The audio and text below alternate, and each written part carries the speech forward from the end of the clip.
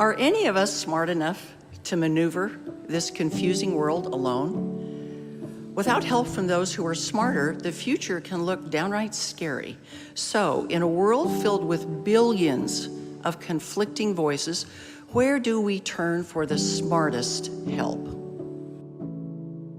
In 2014, then Elder Russell M. Nelson chaired the Missionary Executive Council, or the MEC. One day in the MEC, Elder Nelson held up his smartphone and he said, "We need to put a smartphone into the hands of every missionary." You can imagine the discussion that ensued about all the challenges missionaries with smartphones would create.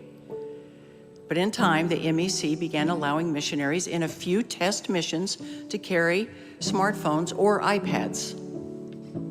Every problem the MEC predicted happened, every one.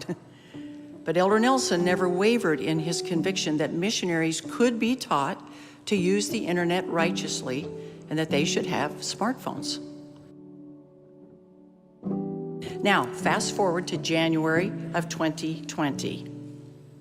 That month, President Russell M. Nelson, now president of the church, authorized every missionary worldwide to have a smartphone. Then, just 3 weeks later, the pandemic shut down the world and proselyting as we knew it stopped.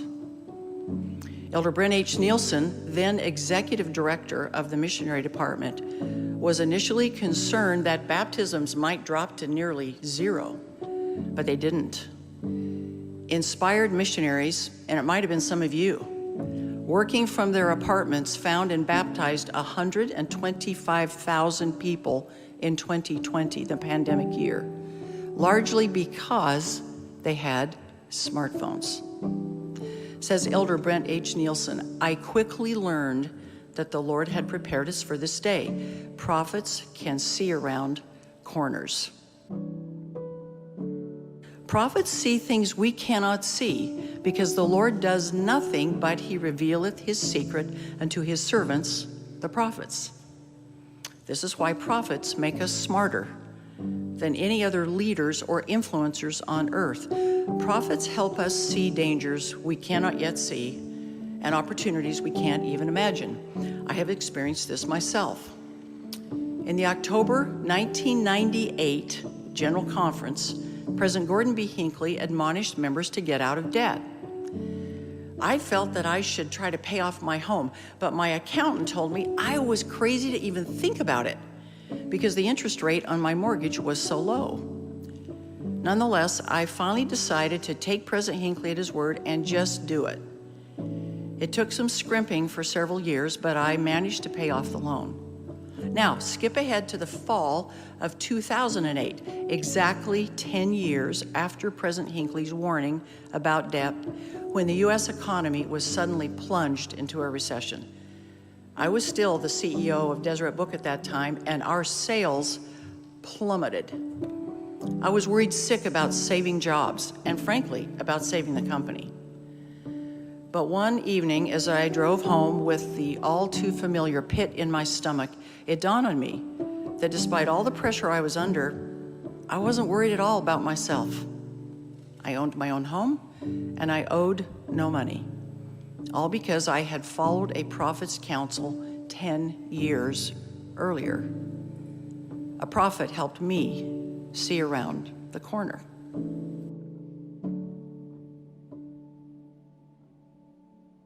Two years ago, I saw President Russell M. Nelson see something I could not see. On September 17th, 2020, I was among those invited to a communications meeting with President Nelson. The pandemic was raging, and we suggested to President Nelson that he record a message of hope for church members. He told us to, quote unquote, sprinkle a little fertilizer on that idea and bring it back to him the following week. But then the very next day, President Nelson asked to meet with our group again.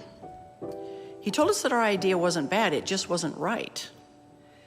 During the night, he had received the impression that he should indeed record a message, but a message for the world, not just members. He said his message should be about gratitude and include a prayer for the world. He told us the exact day and time the video should be released, and even how long it should be. I had never heard President Nelson be so specific about communication details. But as he spoke, I knew that I was witnessing a prophet act on revelation. We assembled a team of videographers and others to fulfill President Nelson's instructions.